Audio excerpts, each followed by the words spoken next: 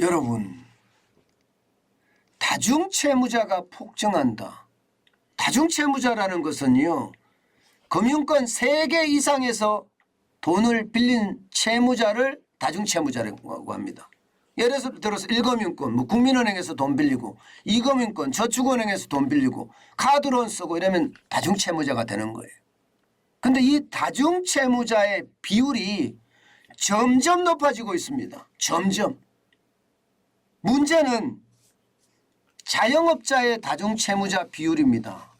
여러분, 놀라지 마세요. 제가 계속 말씀드린 게 점점 현실화되어 간다는 게 저는 솔직히 좀 무섭습니다. 보세요. 작년 말 대비 자영업자 다중채무자 증가율이에요. 44.7%나 늘어나고 있습니다.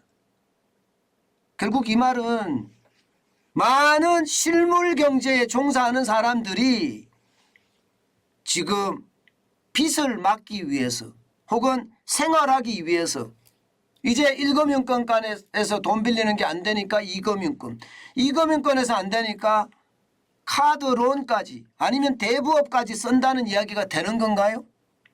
예, 맞습니다. 그렇게 지금 쓴다는 것이 되는 겁니다. 그만큼 말입니다. 자영업자의 다중채무자 채무 비율이 증가한다는 것은 여러분 그 어느 때보다 우리 경제 전체에 심각한 영향을 미칠 수도 있다. 이런 얘기를 할 수가 있습니다. 여러분, 이게 진짜 장난 아니에요. 좀 더 구체적으로 보실래요? 보시면 2021년 말이에요.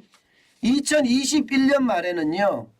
이게 자영업자 다중채무자가 28만 6,839명이었습니다. 그런데 2022년 6월 말 현재 41만 4,964명이에요.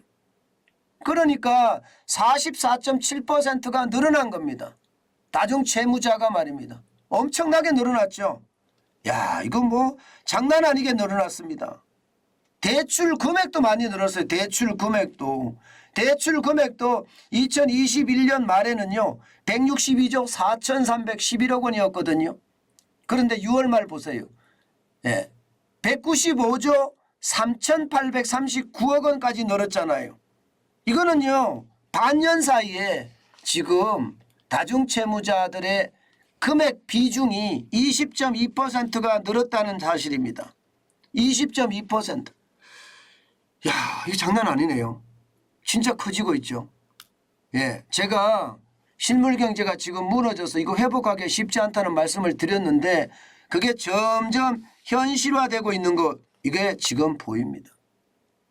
여러분, 지금 이 금액 말입니다. 이 금액 195조 3,839억이라는 금액 말입니다. 전체 자영업자 금액 중에 말입니다. 개인사업자라고 이야기할 때 금액 중에 28.4%나 차지합니다. 전체 자영업자 그러니까 개인사업자 대출은요 6월 말 기준으로 688조 2,633억 원이거든요. 그중에 195조 3,839억 원이니까 이게 적은 게 아니죠. 굉장히 많이 늘어나죠.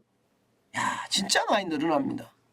금액 자체도 전체 규모도 말입니다. 지난해 말까지만 하더라도 637조였거든요. 637조 4,783억 원이었습니다. 그런데 6월 말에 688조 2,333억 원, 7.9%나 늘어난 거예요. 7.9%. 큰일 났어요. 제가 봐서는 진짜 이게 한번 무너지기 시작하면 와르르 무너지거든요.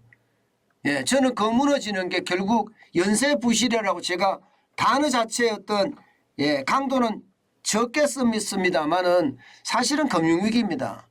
금융위기가 덮칠 수도 있다. 이 말이 되는 거예요. 여러분, 문제는 금리가 계속 올라가잖아요. 여러분도 알다시피 이 개인사업자의 어떤 대출금리 기준이 되는 게 91일물 양도성 예금정서금리입니다. 그런데 양도성 예금정서금리가 자영업자 대출금리에 영향을 그대로 미치거든요. 보시는 것처럼 1월 3일 현재 1.30%였습니다. 그러던 것이 9월 23일 3.07%예요. 3.07%. 2012년 10월 10일에 3.08% 이후 최고치입니다. 여기에다가 여러분 가상금리 포함을 시켜야 될 거 아니에요. 가상금리. 가상금리까지 포함하면 자영업자들의 어떤 대출금리는 지금 적게 올라가도 4%를 무조건 넘는다. 이렇게 지금 나오고 있고요. 심지어 말입니다. 심지어 5% 신용도에 따라서 틀리지만 5% 6%까지 올라가는 그런 자영업자들도 수두룩합니다. 부지기수란 뜻이에요. 그러면 여러분 이자 부담 안 되겠어요? 당연히 이자 부담 엄청 될 수밖에 없습니다. 기준금리가 1포인트 정도 뛰면요. 연체율이 늘어나는 것을 보면 알거든요. 가계대출은 0.352%입니다. 가계 취약차주라고 이야기하는 것 이게 뭐 쉽게 말하면 다중채무자를 말합니다. 저소득이면서 다중채무자를 취약차주라고 하는데 여기는 0.966%가 늘어납니다. 한 3배 정도 늘어납니다. 근데 자영업자는 심각합니다. 자영업자 대출은 이게 1%포인트 기준금리가 올라가면 자영업자 대출은 0.56%의 어떤 연체가 일어나고요. 취약자주 같은 경우 있잖아요. 다중채무자.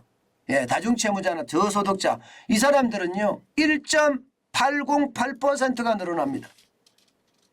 야, 심각하죠. 지금 그러면 여러분 가계부채 중에서 가장 빨리 무너질 거라고 생각을 하면 영끌이 빨리 무너질 거냐 아니면 고령층 부채가 빨리 터질 거냐 아니면 자영업자 부채가 빨리 터질 거냐 이렇게 이야기하는데 결국 말입니다. 자영업자 부채가 빨리 터질 거다 하는 게 지금 시장의 예측치입니다. 그만큼 심각하다고 생각하는 거예요. 게다가 여러분도 알다시피 추경호 경제부총리가 지금 뭐라고 했습니까? 한국은행이 10월 14일이죠. 빅스텝 단행을 한다고 하니까 빅스텝 단행하지 마라 하면서 이야기를 하고 있어요.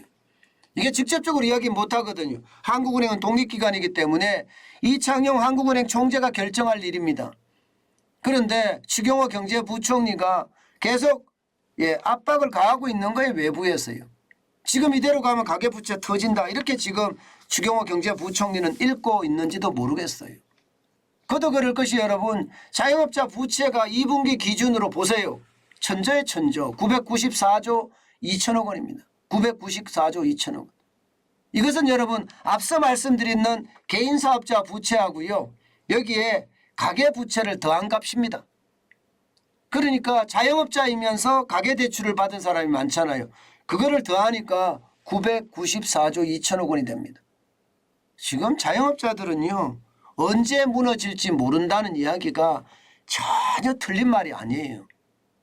이게 무너지면 인정사정 없이 무너진다는 게 지금 실물 경제를 담당하시는 분들의 이야기입니다. 여러분 저는 실물 경제가 떨어지는 것 이것은 어째 보면 말입니다. 시장의 충격 점점 커질 거라고 생각을 합니다. 그 어느 때보다 여러분 실물 경제의 어떤 충격은 조금씩 회복은 되겠지만 이게 이제 오늘부터 실외에서 마스크 벗어도 되잖아요. 그죠? 그래서 회복은 되겠지만 이게 부채를 막을 만큼 회복되기가 쉽지 않다. 이게 지금까지 제가 본 진단입니다. 그만큼 어려워진다는 이야기가 되는 거죠.